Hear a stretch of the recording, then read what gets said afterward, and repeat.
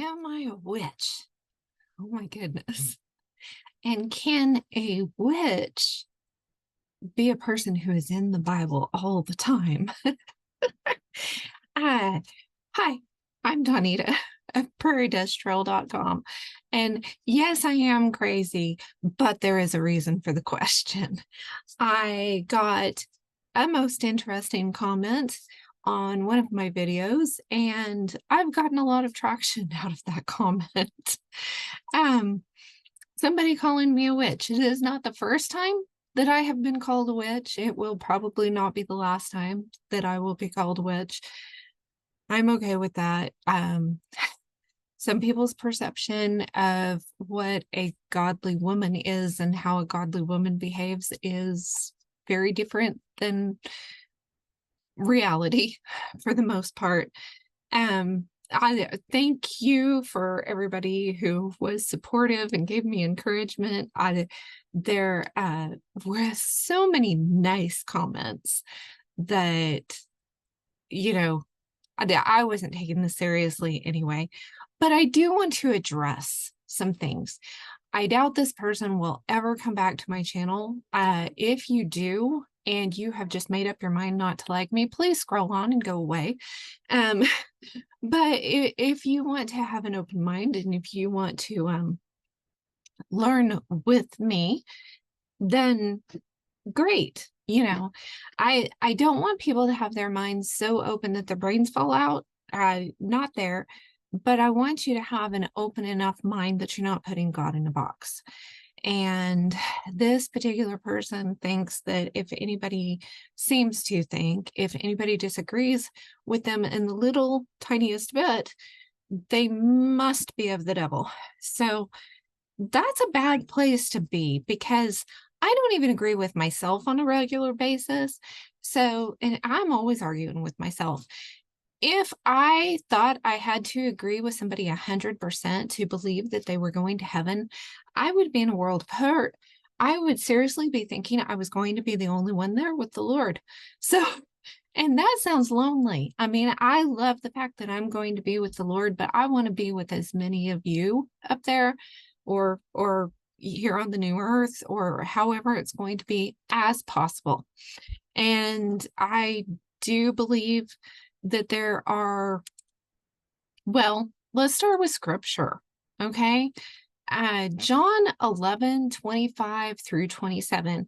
In John 11, Jesus finds out that Lazarus has died, and he brings Lazarus back. Whenever he comes to Mary and Martha, and he's talking to Mary, and he says to her, I am the resurrection and the life. Whoever believes in me, though he shall die, yet shall he live. And everyone who lives and believes in me shall never die. Do you believe this? He's asking her. And she says to him, yes, Lord. I believe that you are the anointed, the Messiah, the Son of God who is coming into the world. Okay? He didn't say, if you never make any mistakes, if you never get anything wrong, if you never read any other book other than the Bible, he said, whoever believes in me, and that is a walking, talking, fruit-bearing belief. Okay? It's not just oh yeah, I believe. Even the demons believe, right? They know who he is. They when he was casting them out of people, he was like, we know who you are, Son of God, Son of Man, Son of God. Have you come to throw us in the pit? And so even they believed, but they're not saved, right? So I'm not saying, oh, you only have to believe. No, it is a walking, talking, acting on belief, growing belief. And sanctification, that is a whole process. It's a lifelong process that comes to us. Are there some people who on their deathbed all of a sudden are presented with the gospel and believe and go to heaven? Probably, The thieves on the cross is a good example. And remember, in the scripture, in the Greek or the Hebrew, either one, there's no punctuation in Greek or Hebrew, ancient Greek or Hebrew. There's no, so he said, I tell you today, and we don't know exactly where he paused here, but I tell you, you will be with me in paradise. People like to get hung up on the today and say that he was with him in paradise today. Maybe, but we don't know that because we don't know where the comma would have been or if there was one at all, right? But the point is, he told that thief on the cross, you're going to be with me in paradise. The other thief was, why don't you just call down the angels to get you off of here? And that wasn't the point, the reason that he was up there, right? So anyway, belief and accepting him, believing who he is, and what he can do in our lives, that is the most important thing. The most important thing. There are people who can't read the Bible, who cannot read or don't have access to the Bible, and they have to live in the faith of what they do know, right? And that's been throughout the ages. So we need to be understanding with each other. We need to, give some grace and kindness in the world, right? So I generally wanted to kind of go through, and there were several things that were mentioned in the comment that I'm like, we need to talk about these things. Let's do that. I had mentioned in the video, it was the Thanksgiving video that I did. I had mentioned, I guess, David Carrico, and I mentioned him a lot. I have a lot of respect for him. I have interviewed Donna on my podcast. She is a lovely, wonderful, amazing woman.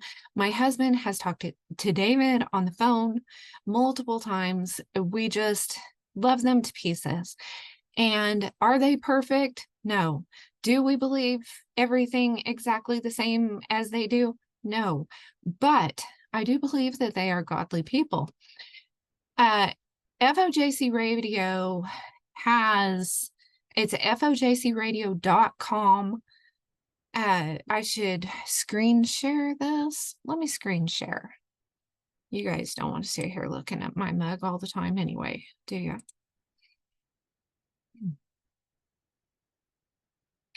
Okay, here we go.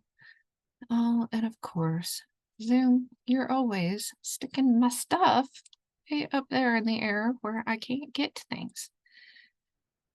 All right, so FOJCradio.com/home/hot-topics/Freemasonry. They have a whole thing on Freemasonry. He preaches against Freemasonry all the time. He does it very boldly, but he also does it in love. And if you are a Mason and decide to get set free, da-da-da-da-da-da, they help with deliverance from these things. So I do not believe that they're Masons at all, period. End of story. Sorry.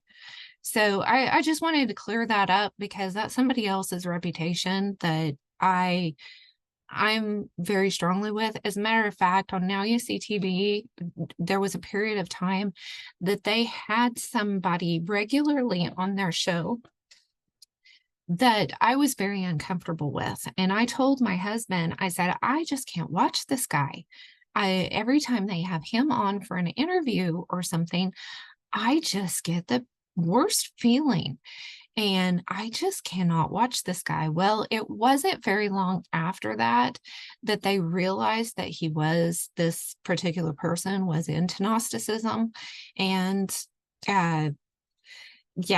what was a problem. And they deleted the videos with him, I do believe, and they apologized to their audience for not having discerned it sooner. And so I think they have proven their integrity as far as that is concerned. So if you don't like them, I mean, their videos are very long. Sometimes we just don't click with a person's personality or their teaching style. That's okay, but as far as their reputation is concerned, I consider them to be godly people. They have got a ton of information on this website. Ritual abuse is one of the big things. They do deliverance. They take prayer requests. They've just got a ton of information here. They have several different podcasts, video in several different places, just some really great information and stuff. And I really, really suggest them. Okay, Eastern Star. One of the parts of the comments was saying that I must be part of the Eastern Star. And actually, I don't rate that high. Yes, I do have Freemasonry in the background of my family, I am sure, but not close enough for me to become. I honestly, in our area, I can't even be a librarian here, and my children can't even be librarians here. We don't even rate that high in the Masonic totem pole. The libraries out here are run by the Delphian clubs. Delphian Club is a lower end part of the Freemasonry for women. That's what Eastern Star is. It is Freemasons for women. Your father or your husband or both have to be Masons for you to be a part of them. And so here is actually their website. And of course, they try to make things look wonderful and good. I mean, in Oklahoma, if you're not a believer and you have people in your family that are Masons, if you've got this little sticker on your car, it is very, very, very unlikely you will ever get stopped by the highway patrol in Oklahoma if you have that sticker on your car. It's just a fact. So the Order of the Eastern Star is a Masonic appendant body. It says it's open to both men and women, but it's basically the women's version of the Freemasonry. This is something that is big out here. Our museums, our little bitty museums out here, I mean, our museums are small, have the relics of these things, windows, all kinds of stuff. It goes right along with the KKK, the Masons, the Elks Lodge, and the Eastern Star. Those were the KKK out here, and they were rampant. And I do not agree with them. I have some friends, I've worked with some people that are in the Eastern Star and that are in Masons, and I pray for them to see the light. I also have friends that are in other things that I disagree with and don't think line up with scripture. I pray for them. I don't go around telling them they're going to the devil. So let's be nice, people. Yeah, see, they like to say the order is based on some teachings from the Bible. Well, some, because, of course, Satan knows the Bible's true. So everything starts with a little bit of Bible. Here's another one, Scottish Rite Freemasonry, talking about the Eastern Star. Being one of the oldest American Masonic organizations for women. Here we have some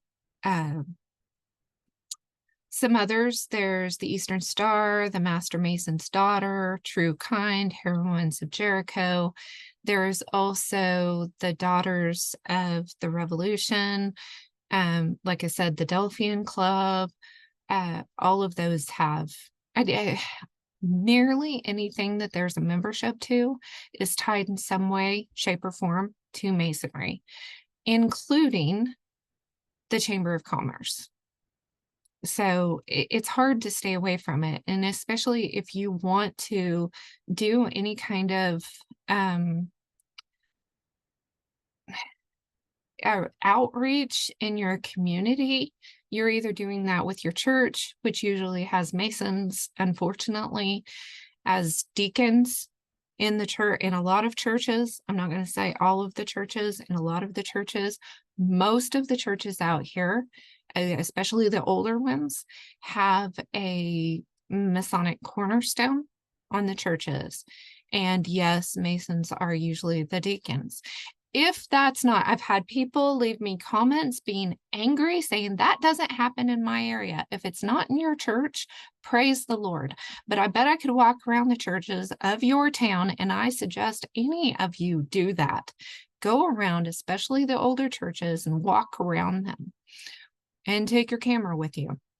And I would love it if you guys would send me a picture, either in a message. We've got Facebook message, Instagram message, Twitter direct message. You can get a hold of me lots of different ways. You can email me, whatever. But yeah, go around. I bet you'll find several churches in your area, if not your own, that has that Masonic thing. Now, does that mean that your church is Masonic? No. Does that mean everybody in your church is Masonic? No. But probably, I mean, at this point, they have infiltrated most seminaries. And if the church is a 501c3, look into who is running the church. And not every single one of them, like I said, but a lot. So the Library of Commerce here has Order of the Eastern Star. This is established in Michigan in 1867. So are they behind a lot of the late 1800s stuff that Shelley and I have been talking about? Shelley from No Place Like Home, or There's No Place Like Home? I think so. I think that founded thing on all of the buildings, towns, cities, things like that, I think it has to do with these people. I think these people agreed upon this for some reason. I think when these things were founded, they got first dibs on what building they wanted. Okay. And if you stood out against them, you got thrown in an asylum. If not, okay. And I know people who have escaped Masonry today who know that if you somebody, that they will help cover it up. And they've got judges, they've got district attorneys, they have lawyers, and they cover for each other. It's just a fact. And I'm on the verge of getting monetized on this channel, and this one will probably never be monetized, I betcha. Anyway, the Tartarian truthers are always saying shmishimations for that purpose, and I'm just blatantly going out on this one. So Shriners are one of, according to David Carrico, are one of the higher order of the Masons. It's like a high flute and thingamajig. Here we go, Eastern Star, right? Yeah, high moral values. Well, that would be nice if that was the case. That's not what I've seen personally. But I don't see it in the churches either, for the most part, unfortunately. Anyway, the Shriners, you know, the Masons are a front for doing a lot of really good. And I'm not saying that they don't do some good. Yeah, my aunt, who is 9 months younger than me, was born with special needs, and the Shriners Hospital was a huge help to her and to her family. So, you know, the Lord can use anything and anyone for good, okay, of those who loves him. So like I said, I'm not going to go around and start pointing at people and tell them they're going to the devil. And I'm definitely not going to get on somebody's YouTube channel or social media and leave a essay about how they are a terrible person going to the devil either. Okay. Gnosticism. I had a question here recently. What is Gnosticism? And these things are a little confusing. What does that kind of remind you of? Starbucks, anybody? Kind of interesting. The male version of it. Which I'm going to go into that at some point too. Let's see. Gnosis means knowledge. Okay. Knowledge isn't necessarily bad, but remember, it was the tree of the knowledge of good and evil that got Adam and Eve in trouble, right? So I always like to go to the etymology, knowledge, awareness. This is a mystical or esoteric knowledge, okay, based on direct participation with the divine. That is a little d, divine, which is a good thing in this point. Gnosticism is basically the knowledge of the watchers and the fallen ones. So yeah, so it is that hidden knowledge, Gnosticism. Unfortunately, this is where it really, really ends up being in some of the stuff that we have today in the churches and otherwise, okay? Because they mix up these teachings with versions of the Bible if you're not careful. That's why I'm pretty picky about the versions of the Bible that I read, but I'm not going to put anybody down if you're reading a version that I'm not, just pray for discernment and be willing to look up some things if you have question, anyway, this goes through quite a bit. There's Buddhist parallels, there's dualism, ritual practice. There's a lot here. There's a lot here. Yeah, it's the wrong kind of knowledge. Searching for a magical or mystical knowledge. So, okay, Kabbalah.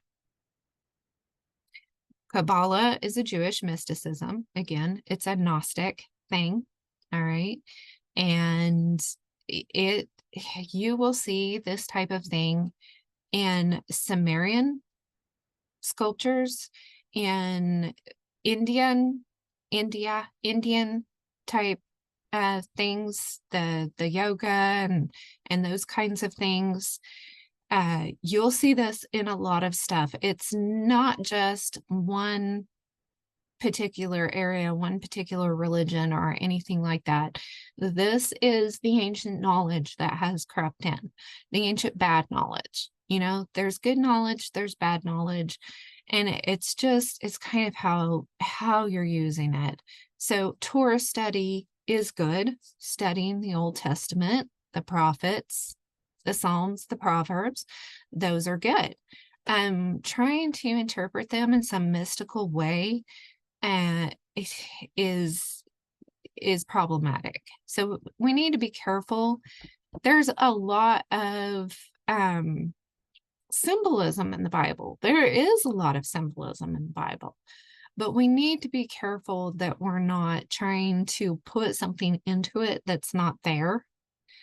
And yeah, and that can happen. You can get to the point where you're trying to pull meaning out of things or tell the future or do things with it that God didn't intend. So we just need to read the Bible with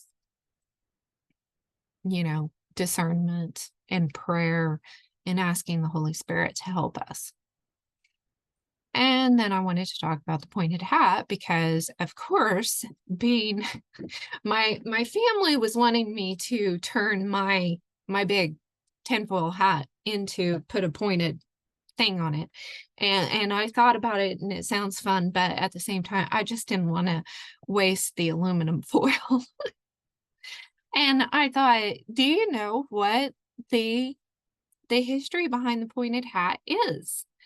Um, there's a long, convoluted history in the pointed hat, and it's not just a witch thing. The Pilgrims wore, these conical type hats, and even people that didn't come over here, they were recorded in ancient Egypt.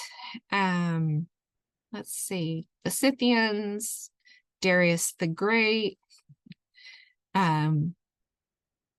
They're all over. Let's see. There's some mummies that had little pointed hats on. Here we've got carvings. Here's a Scythian carving. Hallstatt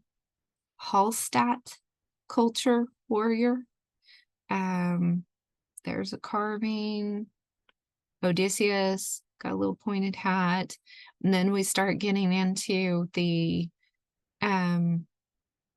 Mithra type little hat, which makes you think of somebody about this time of the year.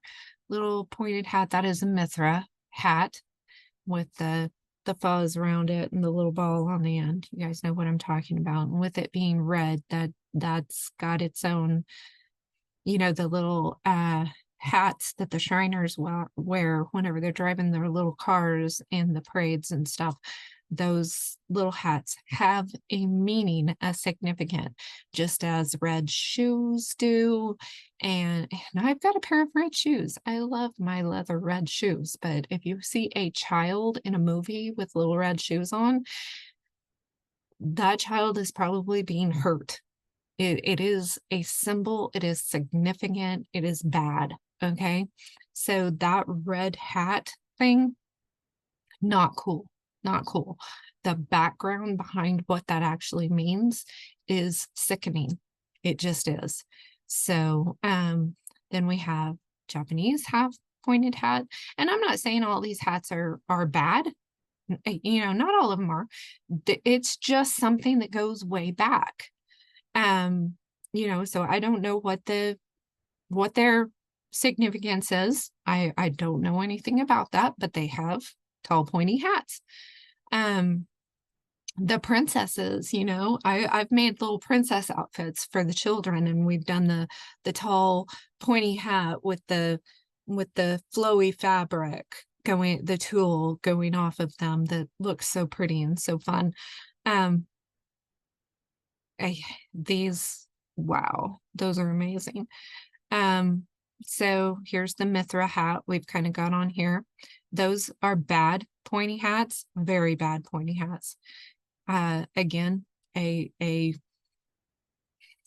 yeah, I mean, in America, definitely that would be a bad pointy hat. I don't know what that's supposed to be in Spain, but that looks just creepy to me. Something to do with Easter observances. That's not surprising to me. But if you had that in America, I would be very unhappy. Cajun pointy hats, Louisiana, Mardi Gras. I don't know what that, anyway, I guess it's a canonical hat, so it kind of fits in there. They have a particular reason for that. So that keeps the sun off their heads, right? So, like I said, not all are bad. The dunce cap, that's just mean. That's interesting. Covered in leather. West Africa hat. That's kind of interesting.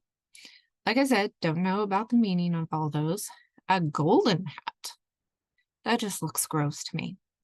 There's the princess with the sheer fabric coming off the back of it. I really wonder, this is just me going into my tin hat thing. you know, the way these ladies here look like their hairline goes back so far, like they don't have much hair. It makes me wonder if their heads were actually, you know, bigger in the back. I just really wonder, because they probably royalty, you know? It's kind of my thought process. That looks like a doll. Anyway, there's Korean. So they're all over the place.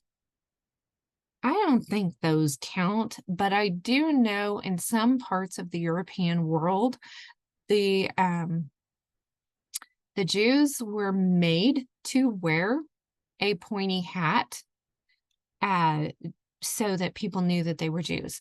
And different countries had different things. Like often they had to be a specific color.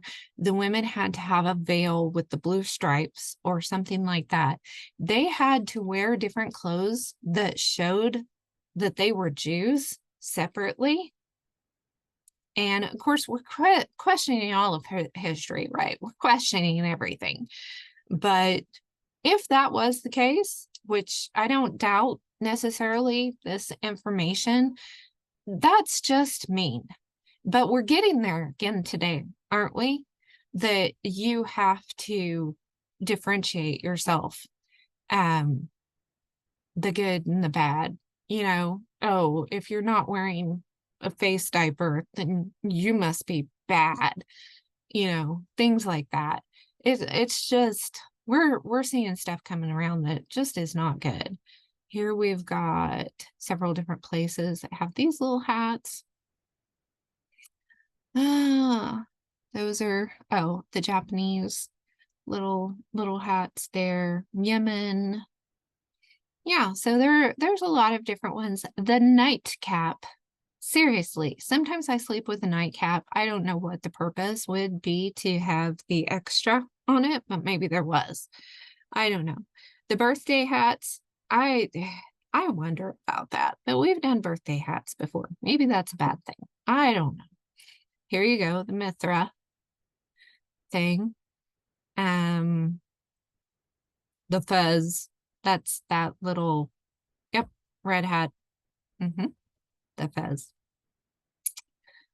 Oh, lots of different, there you have another princess. Tall, skinny hat thing. So, I mean, there's a lot. And the witch hat just really, like, this is what it says, you know, that it's based on the making the Jews wear a pointed hat. Well, as we can see, people all over the world wore pointed hats for different reasons. Sometimes it was their religion. Sometimes it was just more practical where they were at. Sometimes they were made to wear it like this. But that isn't the oldest thing about this particular type of hat right there. So I don't know that you can say that all the quote unquote witches' hats are anti-Semitic. Yeah, I don't have a desire for a witch's hat. I don't. It looks really impractical. I'm going to end up getting tangled up in the ceiling fan or something. We've got really low ceilings in our house, and I'm not super tall, but I go and put a hat on with that up there. It doesn't make much sense to me. The Quakers, I guess, wore similar little hats. So, goodness, you know, yeah, the ideas of what people take out of things is, yeah, most of it's just, we're silly and we tend to not be very polite to one another sometimes. And that's sad. Let's see. Also, okay, one of the other things was the Native Americans being the lost tribes of Israel. I did address that in that particular video that the comment was on. The commenter probably did not even watch my video. So I mean, Shelley gets that a lot over at There's No Place Like Home. She gets a lot of people who comment, and it's obvious they didn't watch the video, and they're criticizing just the first 2 minutes of the video, or they're criticizing the title and automatically assuming what's in it. And some people are just rude. And it's like, move on, people, move on. Why do they feel a need to write an essay of critique against something that they know nothing about? So, yeah, the Native Americans, I do absolutely believe that a lot of them were, maybe all, I don't know, but a lot of them are the lost tribes of Israel. There is more and more evidence being presented. I've shared a couple of videos, reposted a couple of videos on TikTok, if you're there, that are very interesting in this, that there have been some of the Native American ruins left behind that Europeans found in the 1800s, and the Smithsonian either hid or destroyed, had what somebody studied as Hebrew on it. Part of it, it was part of the Torah in stone. And that the Native American names for a lot of the land and the rivers, the lakes, and things like that were very, very similar to Hebrew names. And their stories, a lot of the stories are them coming over the water. Some of the Native Americans have stories from coming out from underground, and some of them have stories of coming over the water. So I do not believe that they came over the Bering Strait from Asia. Some of them might have. I'm not saying it's impossible, but I don't think most of them did. I think there was a lot of trade. And I think I made that fairly clear in the last video that Shelley and I did. I believe that the empires listed in the Bible were worldwide empires. They covered the whole world, not just the little piece over there. So, and I've had some really great comments with people having different perspectives and stuff. We are going to have a part 2 on the architecture and is Egypt and America, and where is the Holy Land and stuff like that, because so much more information, and you guys have shared a lot of information too, and we are totally going to have a part 2.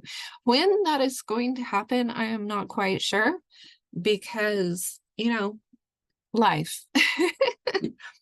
But yeah, I totally believe that the Native Americans, a lot of them, if not all, are part of the lost tribes of Israel. At this point, I think most of us probably have lost tribe of Israel blood in us. God told Abraham it would be like the sands of the sea, and you would not be able to count his children. So I think it's a very good possibility we all are. One way or another, if you're saved, you're part of Israel. Period. End of story. So definitely believe that. Another thing I wanted to just kind of bring up is books outside of the Bible. And I know I've probably touched on this before. If you read any literature outside of the Bible, any just fun books, self-help books, devotionals, novels, whatever, you're reading something outside of the Bible, right?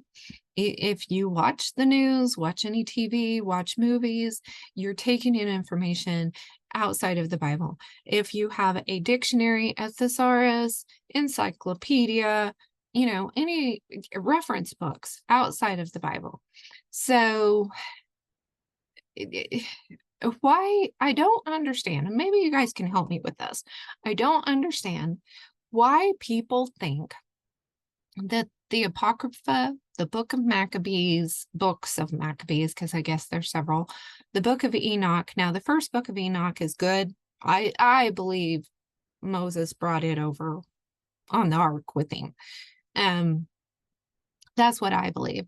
I believe it was taken out in the 1800s for a reason, that God allowed it to be taken out, and that it is being given back to the people and brought to the people's attention, the remnant's attention now, because it was written for us today. Okay, that's what I believe about the book of Enoch. But there's also Jubilees, Jasher. There's a lot of them. Okay, for some reason, some people have absolutely no problem looking things up in an encyclopedia or reference book, but whenever it comes to one of these books, they've got a big problem with it. I don't understand that. Can you explain it to me? If you've made it this far in the video and you can be polite and you want to explain to me why an encyclopedia or a reference book or a novel or a devotional is okay, but the Book of Enoch is not, I would like to hear it, if you can be polite.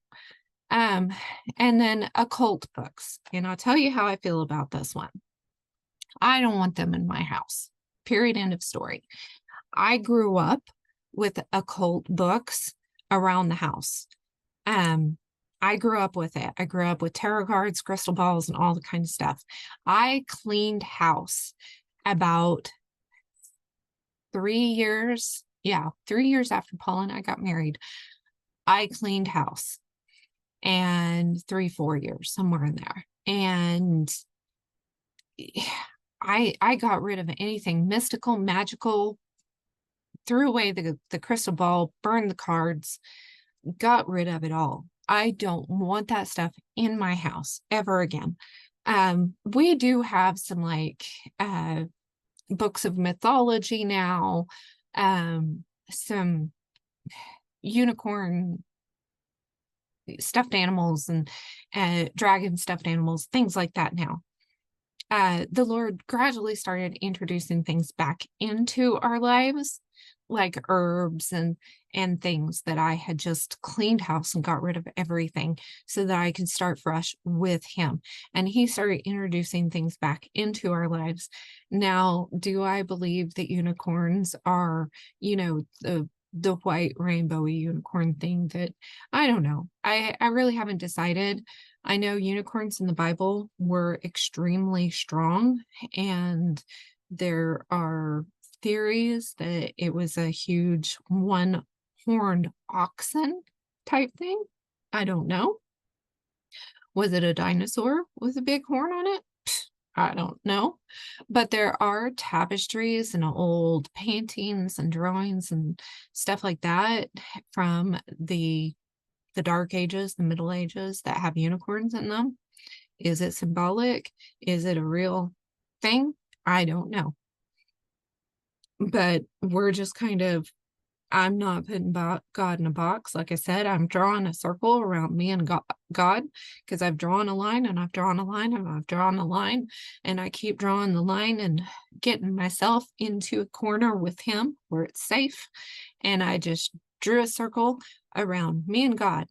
And it's like, I'm not putting him in a box. He can do whatever he wants to, but I want to stay as close to him as possible. And have fun. Let's have fun, people. Joy, mirth, pleasure, those are in the Bible, and they're not always in a bad way. So, as a matter of fact, let's see. Somebody was asking me about my word for the year, for this next year. Just, kind of planning for the year and stuff. And I've had a real issue with the word for the year thing. In 2015, it was joy, and my mother died. In 2016, it was prepare, and I was recovering. We were recovering from her death, and our finances just bottom dropped out from under them. And then in 2017, my word was intrepid, and the wildfires hit. My father-in-law passed away. A bunch of bad stuff happened that year. 2018, simplicity. And I ended up going from a part-time job to a full-time job, and 2 daughters got engaged. Yeah, it was not a simple year. In 2019, it was fearless. The 2 daughters got married. Oh my goodness. And 2020, it was best. Well, I did have 2 wonderful grandbabies that year, but you guys know what else happened. 2021 was chosen. I started developing some courses, and my letter writing challenge came out there, so that wasn't bad. 2022 was contagious, and I was wanting, let's see, I wrote down, I want victory, peace, and contentment I have in my life, the victory, peace, and contentment I have in my life to overflow into the lives of others. I wanted God in my heart to be contagious into others. So that's not a bad thing. 2023, though, I just kind of gave up, and I decided to have a quote for the year instead of a word for the year. And because I was wanting to concentrate on writing, it was Jane Austen's, "If a book is well written, I will always find it too short." So that's what I had last year. This year, I am having an acronym. That's what you call it, right? Fun. F-U-N. Felicitous, fun, unshakable, and non-conforming. And my verse is, "You make known to me the path of life. In your presence there is fullness of joy. At your right hand are pleasures forevermore." Psalm 16:11. And I thought, that's awesome. And the word pleasure comes from the Hebrew word, it's number 8057 in the Strong's, simcha, which I thought was interesting. It means joy, gladness, and mirth. So that's what I am intending to do this year, is have fun. So if you're interested in having fun with me and you have stuck around this long, I really, really appreciate you. I'm going to be starting a Bible study. I keep saying this. I've been saying this for about a month, but I'm trying to figure out how I'm going to organize it. And I've got the first study basically laid out. But I'm going to be doing this over on the Patreon simply because people like the one that made the comment. And that was just absolute proof that this is how I need to handle it, right? Some people just aren't ready for that kind of information. So if you think you are ready for that information, I do have a prepping workshop that is in the Patreon. I'm going to be doing this witchcraft Bible study.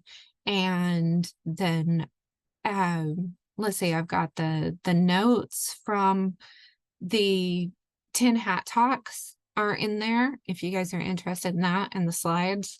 And then the biblical calendar, if you're interested in printing out the biblical calendar, I have it in there as well.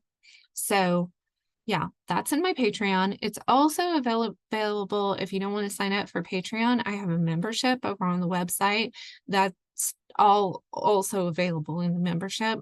So either way, there's a choice there. And if you can't afford the Patreon's only $1 or more, you can decide how much you want to do, but $1 a month is, that's all I'm putting. And if you do $1 for a month, you get all the goodies off of there and you leave, it's not going to hurt my feelings, okay? Because I'm a cheapskate and I understand thriftiness. So no problem there. But I understand tight finances and not wanting to buy things online. So on the website, prairie-trail.com, I also have the free newsletter. And there's some freebies that come with that. The Star Chronicles coloring book that you can print out is in that, and a couple of other things. And I send out little goodies every once in a while for that. So anyway, I really appreciate you guys sticking around. If you are expecting to receive a book soon, They are here. I've got the box beside me. I'm getting envelopes addressed, and they will be going in the mail hopefully tomorrow. So I thank you guys so much. And remember, you can make it through the storms of life with God's divine help.